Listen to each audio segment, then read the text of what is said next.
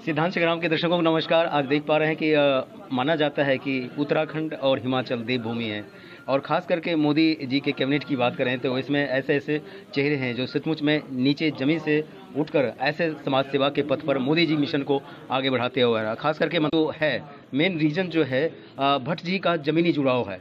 ये एकाएक ऐसे खास करके ऐतिहासिक धरोहर का मुख्य पृष्ठ है कि मोदी जी के कैबिनेट में भट्ट जी को स्थान मिला है। इतना महत्वपूर्ण व्यक्ति और इतने महत्वपूर्ण व्यक्ति के साथ इनका कद काम और सरोकार भट्ट जी का। तो आइए चलिए अजय जी की हम शुभकामना देते हैं कि हमारे तमाम मीडिया ग्रुप की तरफ से इनको ढेर सारी शुभकामनाएं। मोदी जी का जो विश्वास आस्था और कहीं न कहीं दृढ़ प्रतिज्ञा है कि अजय जी एक बेहतर और बेहतरीन तरीके से हमारे मंत्री और मंत्रिमंडल और खास करके जो टैगलाइन है सबके साथ सबका विकास और विश्वास, उस टैगलाइन को बढ़ा रहे हैं अजय जी। तो आइए चलिए आपको डायरेक्ट ले चलता हूँ अजय जी के पास। जी नमस्कार सर।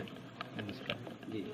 अगर आज की बात करें तो फैन क्लब का जन सैलाब है। आपने ज़मीन से उठकर इतना जो है ऊंचाइयों को पाया है।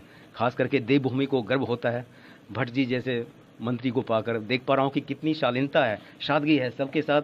जब आदमी को पद मिलता है तो कहीं न कहीं ईगो आ जाता है, लेकिन आपके अंदर वही नहीं चलता जो कल तक था मंत्री बनने से पहले। जी।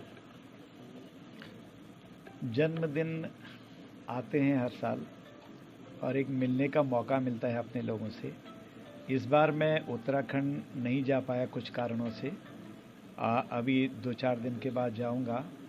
तो इस बार दिल्ली के कार्यकर्ताओं ने, दिल्ली के अपने लोगों ने जी भर के स्नेह दिया है और सुबह से लोग आ रहे हैं। कैसे पता लगता है मुझे भी पता नहीं। आजकल तो जो ये मोबाइल है इसमें जब आता है फेसबुक वगैरह में, हमको पता नहीं होता है कि हमारा जन्मदिन है, लेकिन हमारे लोगों को, वेल विशर को, कार्यकर्ताओं को पहले से पता होता है।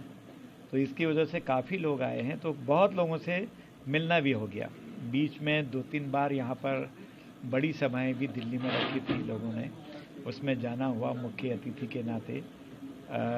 उसके बाद से मेरा भी इच्छा थी कि सबको घर पर बुलाऊं, पर आज ऐसा इत्तेफाक आया कि सारे कार्यकर्ता, मैक्सिमम कार्यकर्ता जिनको जिनको पता लगा वो बेचारे आ रहे हैं और अच्छा लग रहा है और बहुत निश्चलता से शुभकामनाएं दे रहे हैं। मैं ग्रहण कर रहा हूं, मुझे अच्छा लग रहा है। हम एक दूसरे से बातें कर रहे हैं, एक दूसरे के कहीं पर कोई बात है तो उसको शेयर कर रहे हैं। भविष्य की कई योजनाएं हो जाती हैं, पर आज तो सिर्फ मैंने सभी से निवेदन किया है कि दूसरे दिन और बातों पर विस्तृत बात करेंगे, लेकिन आज शुभकामनाएं लेके सब लोग गले मिलके एक दूसरे से हंसी खुशी अपने सुख और दुखों को बांटने का। पर आप पहुंचे हैं तो कई सारे जगह आपने काम किया है, लेकिन मोदी जी के साथ काम करने का जो अंदाज है, जो तरीका है, और ख़ास करके आपके जैसे ज़मीनी जुड़ाव के लोगों को। जी देखिए, भारतीय जनता पार्टी में अगर आप देखेंगे तो सब लोग ज़मीन से आए हैं। कुछ लोग हो सकता है दूसरे तरीके से आए हों, लेकिन संघर्षों से आए हैं, चाहे ऊपर से भी आए हैं। मोदी जी की जीवनी को अगर आप पढ़ेंगे, कभी नहीं किसी ने सोचा नहीं होगा कि कोई चाय बेचने वाले इतनी ऊंचाई पर जाएंगे। और जो लोग मजाक बनाते थे कि चाय बेचने वाले आप प्रधानमंत्री बनेंगे, तो उनको बहुत बड़ा झटका तब लगा है जब वो एक बार नहीं दोबारा बहुत बड़ी मेजॉरिटी से जीत के आए मोदी जी। उनके नेतृत्व में हमारी सरकार बनी और आज तो हमारे लिए नहीं, भारत के लिए एक सुखद अनुभूति है कि 2 बार ग्लोबल लीडर में रैंकिंग में नंबर 1 पर रहे हैं हमारे माननीय प्रधानमंत्री जी।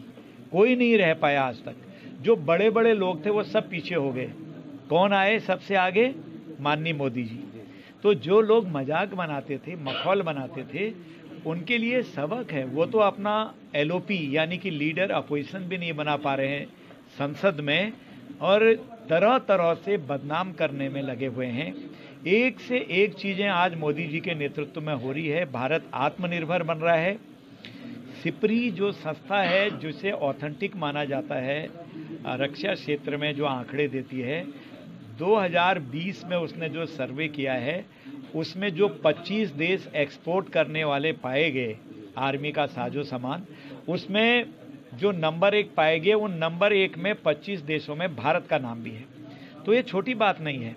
और आज अमेरिका, चाइना और भारत तीसरे नंबर पर हम टॉप देश हैं जिसने अपना सारा साजो सामान जोड़ लिया है, जो बजट खर्च करने में देश की सुरक्षा के लिए सबसे आगे हम चल रहे हैं।